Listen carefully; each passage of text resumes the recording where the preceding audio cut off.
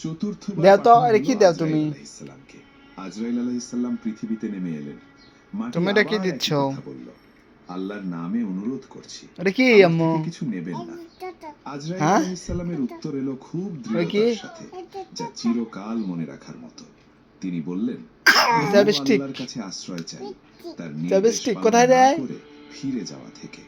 আর এখানে তিনি মাটি দেয়? নিলেন। ওরে বাবা, শুধু এক জায়গা নাম থেকে দিয়ে দিই নয়, বাবা, তিনি দিয়ে দিই, পুরো পৃথিবী থেকে দিয়ে দেবো নিলেন। তোমাকে, দাও। বিভিন্ন রঙের, বিভিন্ন ধরনের মাটি, লাল মাটি, করো। সাদা মাটি, কালো মাটি, হলুদ মাটি, শক্ত মাটি, নরম মাটি, লবণাক্ত আর মিষ্টি মাটি, সব একসাথে জড়ো করে দাও, আল্লাহর কাছে পেশ করলেন। একটু দিয়ে দাও, নবী একটু দিই। সাল্লাল্লাহু আলাইহি ওয়াসাল্লাম এই সত্য ব্যাখ্যা করেছেন।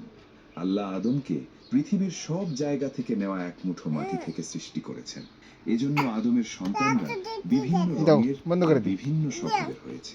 কেউ বন্ধ করে দাও। লাল, কেউ সাদা, কেউ কালো, কেউ আর দিও না, মাঝারি, হয়েছে? কেউ নরম, কেউ শক্ত,